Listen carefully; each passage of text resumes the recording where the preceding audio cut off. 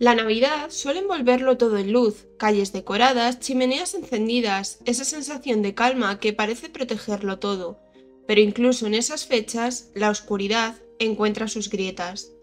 En la madrugada del 23 de diciembre de 1996, en una zona rural de Irlanda, Sophie Toscan du Plantier salió de su casa por última vez. Horas después, su cuerpo apareció en el exterior, en un paisaje frío y silencioso que poco tenía que ver con el espíritu navideño.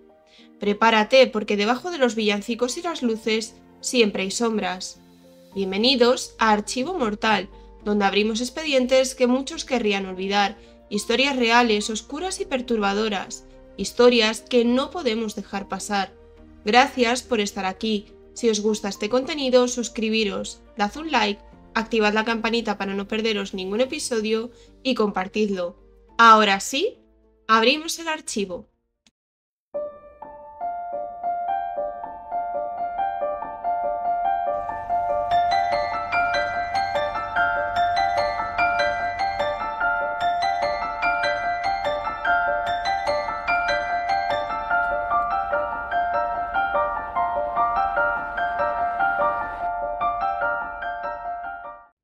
Sophie Toscan du Plantier, nacida como Sophie Bougnol, era una productora de documentales y cine que tenía para el momento de los hechos 39 años.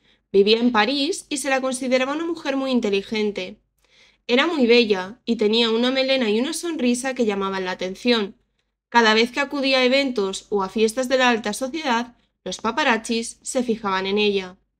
Fruto de su matrimonio con Daniel Toscan du Plantier, tuvo un hijo llamado Pierre-Louis. Daniel era también productor de cine y se conocieron trabajando en 1988. El productor era más de 15 años mayor que ella, pero no fue un impedimento para su relación, ya que tenían muchos intereses en común, además del trabajo. El 18 de junio de 1991 se casaron. Daniel siempre estaba frente a las cámaras debido a la alta reputación que tenía, pero Sophie prefería una vida más simple. Ese mismo año, Sophie conoció a Bruno Carbonet, quien fue su amante. Durante su juventud, Sophie pasó largas temporadas en Irlanda y se enamoró del ambiente y la vida sencilla que le ofrecía el campo. Es así como en 1993 decidió comprarse una residencia de verano situada en el valle de Tormore, en el condado de West Cork. Lo utilizaba como refugio para desconectar de su ocupada vida social. Sophie acudió por lo menos en 2 ocasiones con Bruno a Irlanda. Esta casa no contaba con luz ni calefacción y estaba en una zona bastante alejada. Sus vecinos más cercanos eran una pareja de ancianos que se encontraban a 30 metros de la casa. Cada vez que podía, Sophie se escapaba con su hijo. Finalmente, Sophie acabó dejando a Daniel y se fue a vivir con Bruno, ya que estaban enamorados. Según ella afirmaba a sus más allegados, Bruno comenzó a volverse controlador y posesivo y decidió poner fin también a esta relación a finales de 1993. Sin embargo, la separación no fue muy pacífica. Como Sophie y Daniel seguían casados, se reconciliaron e hicieron como que la aventura con Bruno no hubiese pasado. Sin embargo, este hombre empezó a tener comportamientos extraños. Por ejemplo, en una ocasión mandó por un correo postal un tornillo. Además, se rumoreó que Bruno la habría agredido en París. Tras su muerte, familiares y amigos dijeron que la única persona conocida que quisiera hacer daño a Sophie sería Bruno. Sophie decidió viajar a Irlanda para tomar un pequeño descanso. Preguntó a amigos y a familiares si querían acompañarla, pero todos estaban ocupados, ya que se acercaban las fechas navideñas. Así que, la mañana del 20 de diciembre de 1996, viajó sola. Alquiló un coche de la marca Ford para conducir hasta su vivienda. Pretendía quedarse solo unos días y regresar para Navidad a París. En el trayecto paró en una estación de servicio Texaco para comprar madera para hacer fuego. Después almorzó entre las 3:30 y las 4 de la tarde en un bar y se dirigió a su casa. El 21 de diciembre fue al centro de la ciudad a comprar y extraer dinero de un cajero automático. Luego regresó a su casa. Sus vecinos dijeron haberla visto a las 4 de la tarde. Horas después, llamó a su esposo Daniel, que se encontraba en Francia, pero no le contestó la llamada. A las 11 de la noche, Daniel devolvió la llamada y, según el testimonio que daría posteriormente, La conversación fue normal y no notó que ella estuviera rara. El 22 de diciembre por la mañana fue a visitar el paso de Dunlo y por la tarde fue a ver a una amiga y le explicó que en Dunlo había visto a una mujer vestida de blanco que le había asustado mucho. Cuando este dato se hizo público, muchos hablaban de que igual había visto a la Dama del Lago, que surge de una leyenda que indica que quien vea a esta dama morirá horas más tarde. A las 10 de la mañana del día 23 de diciembre se encontró a Sophie sin vida. Su vecina la encontró en el camino que llegaba a su casa de verano. Sophie vestía una chaqueta blanca, unas botas y unos pantalones. La ropa estaba enganchada a un alambre de púas de la valla que cercaba la casa. Sophie estaba rodeada de un gran charco de sangre. El cuerpo presentaba heridas que parecían hechas en defensa propia. Había sido golpeada en el torso y la cabeza, probablemente con un atizador. Tenía graves heridas en el rostro y en la cabeza. Un ladrillo de cemento se encontró en la escena del crimen y parecía haber sido utilizado para golpear la cabeza de Sophie mientras estaba tirada en el suelo. En las uñas de la mujer se encontraron mechones de pelo con sangre, pero un análisis forense determinó que se correspondía a su propio cabello y a su propia sangre. Al entrar a la vivienda parecía todo normal. No parecía haberse producido un robo o que un desconocido hubiera ingresado en ella. La cama estaba deshecha y en la cocina se encontraron dos copas que parecían haber sido lavadas recientemente. Esto daba a entender que a lo mejor alguien la había visitado la noche anterior. Se intentaron recuperar huellas dactilares de las copas de vino y otros objetos, pero los resultados fueron inconclusos. La policía no halló ningún ADN en la escena del crimen. Tanto la puerta delantera como la trasera se encontraban cerradas, mientras que el portón que daba al camino donde se encontró el cadáver de la mujer estaba abierto. Los vecinos de Sophie afirmaron que éste siempre estaba cerrado. Los investigadores pensaron que el ataque comenzó en el interior de la vivienda, pero que Sophie logró escapar por el camino de entrada. Al llegar a las vallas que rodeaban la casa, intentó saltarlas, pero se enganchó con el alambre de púas.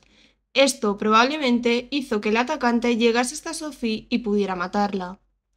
El cuerpo estaba cerca de una planta con espinas, por lo que los agentes pensaron que el asesino pudo haberse dañado y tener rasguños en la cara y o en las manos. Los investigadores pensaban que el asesino estaba familiarizado con la casa vacacional de Sophie. Estaba muy mal comunicada, por lo que sospechaban que no se trataba de un ataque fortuito.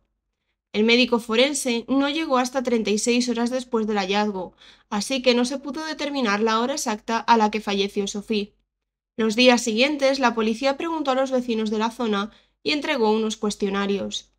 El 27 de diciembre, la dueña de un local cercano llamada Marie Farrell indicó a la policía que había visto a Sophie el 21, alrededor de las 3 de la tarde. Afirmó que fuera había un hombre vestido con un abrigo largo y negro y que fue tras Sophie cuando salió de su tienda. El 11 de enero se recibió una llamada telefónica de una mujer que se identificó con el alias de Fiona. Afirmaba haber visto a un hombre a las 3 de la mañana de la noche antes de descubrir el cuerpo de Sophie en el puente de Keafada, a unos 2,5 kilómetros de la casa de la víctima. Cuando los investigadores rastrearon la llamada, se ubicó en una cabina telefónica. El 20 de enero, la policía mandó un mensaje público intentando que Fiona volviese a llamar y diese más información. Al día siguiente, esta tal Fiona volvió a ponerse en contacto dando más detalles. Nuevamente lo hizo desde un teléfono público. El 24 de enero volvieron a recibir otra llamada de Fiona. En esta ocasión afirmaba no poder acudir presencialmente a entrevistas con ellos, pero localizaron que estas llamadas se hacían desde la residencia de Marie Farrell, la dueña de la tienda. Dijo que no quería dar un testimonio público, ya que se encontraba con su amante la noche que vio al sospechoso. Afirmó que el hombre al que vio estaba en un estado de embriaguez y movía mucho sus brazos de manera agitada. Poco después, María afirmó haber visto a este hombre en un mercado local y se lo comunicó a los agentes.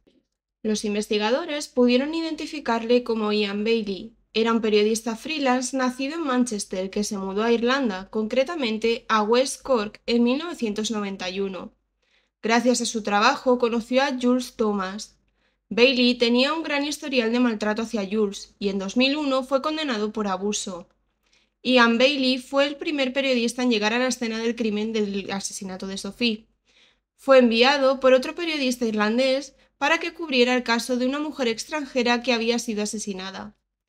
Bailey y Jules acudieron directamente a la escena del crimen sobre la 1:40 de la tarde, a pesar de que había muchos extranjeros viviendo en la zona de West Cork. Según un testigo, Ian afirmó a las 11:45 de la noche que se encontraba cubriendo el caso de un asesinato de una mujer francesa. Para ese momento, no se había hecho público ese dato, porque ni siquiera la policía lo sabía. Los días posteriores, Bailey escribió múltiples artículos acerca del caso, revelando datos que no eran conocidos para el público. Afirmaba que la mujer tenía varios acompañantes masculinos en Francia, indicando que igual uno de ellos había podido ser el asesino de Sophie. Múltiples testigos afirmaron también haber visto a Ian Bailey con heridas en sus brazos los días posteriores al crimen. Según declaró Bailey, esas heridas fueron a causa de cortar un árbol para Navidad, mientras trepaba por un pino. También tenía una herida en la frente que afirmó haberse hecho cuando intentó matar 3 pavos. El 4 de febrero, un estudiante afirmó que Bailey lo llevó de la escuela a su casa y en el viaje había citado: «Fui a su casa con una piedra y la golpeé hasta sacarle el maldito cerebro». El 10 de febrero, Ian y Jules fueron arrestados por el crimen de Sophie. Se les preguntó sobre su coartada. Bailey afirmó que la noche del crimen se encontraba en un garito con Jules y alrededor de medianoche regresaron a su casa. Afirmó que no volvió a salir hasta el día siguiente. En un primer momento, Jules corroboró la historia, pero más tarde mencionó que Bailey podía haberse levantado de la cama una hora después de acostarse. Jules mencionó que lo volvió a ver a las 9 de la mañana del día siguiente, y ahí le vio la herida de la frente. Era reciente, pues la noche anterior no la tenía.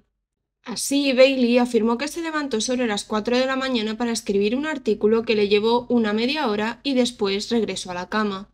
Ambos fueron liberados por los investigadores sin presentar cargos. Más adelante, numerosos testigos afirmaron haber escuchado cómo el propio Bailey había confesado que había sido el responsable del crimen de Sophie. En febrero de 1997, los investigadores viajaron a Francia para organizar con la policía local un interrogatorio con Bruno Carbonet. Afirmó que él se encontraba en París los días en los que Sophie estuvo en Irlanda. Se eliminaron 50 sospechosos en el transcurso de la investigación, incluido Bruno. Comprobaron su coartada, ya que había firmado una factura por la instalación de un teléfono fijo en su vivienda. Bruno afirmó que el final de su relación con Sophie fue terriblemente difícil para él, pero que no se trataba del responsable de su muerte. En 1998, Ian Bailey se encontraba tomando unas copas con una pareja amiga y, según indicaron, confesó haber matado a Sophie. Ese mismo año nuevamente fue arrestado y juzgado por el crimen, pero fue liberado sin ningún cargo.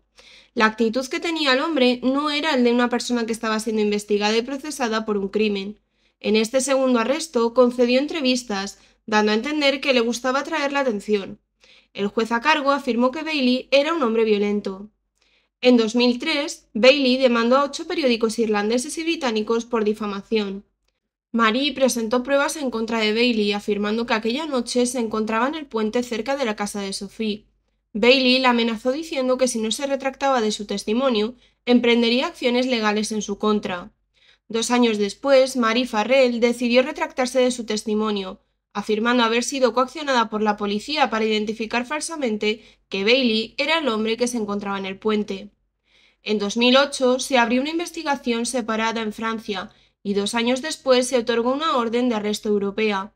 Tras la negativa del Tribunal Supremo de Irlanda para ejecutar esta orden para que Bailey fuera escuchado por el juez de instrucción francés, los 2 abogados de la familia de Sophie interpusieron un recurso ante la Comisión de las Comunidades Europeas por incumplimiento del derecho comunitario sobre el principio de reciprocidad. En noviembre de 2014, Ian demandó al Estado y a la policía irlandesa por arresto ilegal e implicación indebida.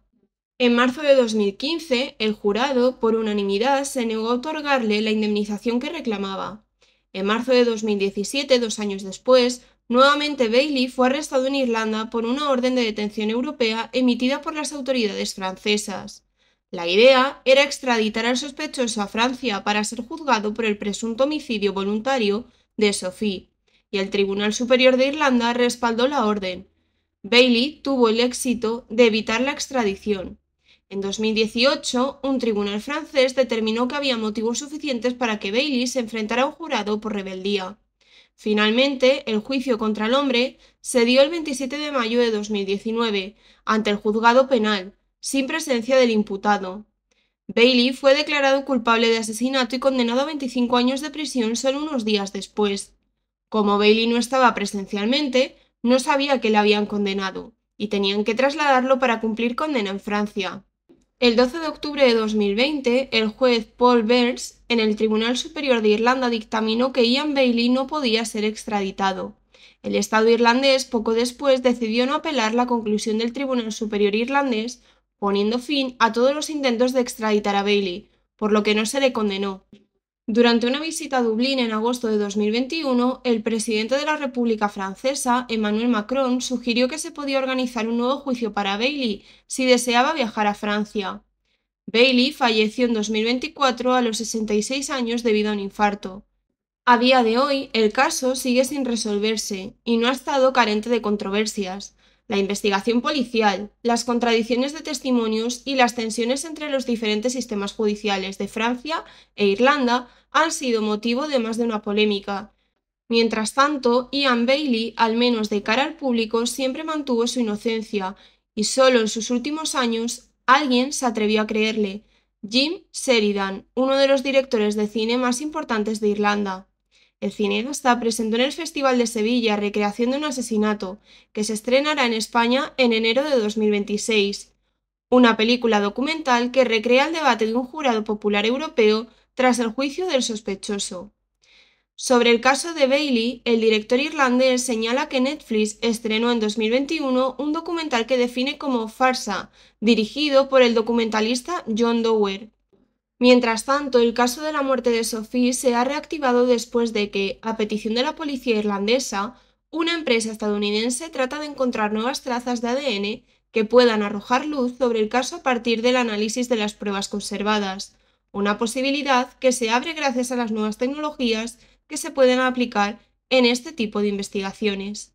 Y así cerramos el caso de Sophie Toscan-du-Plantier, una historia donde la verdad parece esconderse entre contradicciones, egos, investigaciones fallidas y fronteras que complican aún más el camino hacia la justicia. Años después, Irlanda y Francia siguen mirando en direcciones distintas, y la sensación de que algo no cuadra continúa flotando en el aire frío de West Cork. Pero lo más importante es recordar a Sophie, una mujer creativa, inteligente y llena de vida, cuyo final nunca debió escribirse así. Ojalá algún día su familia pueda tener la respuesta que lleva tanto tiempo esperando. Gracias por acompañarme en este episodio navideño, aunque haya sido una Navidad teñida de sombras. Si este caso te ha impactado, te invito a seguir el canal, compartir este episodio y dejar tu opinión, siempre desde el respeto, por supuesto. Me ayuda muchísimo a seguir investigando y dándole voz a otras historias. Nos escuchamos muy pronto con el siguiente caso.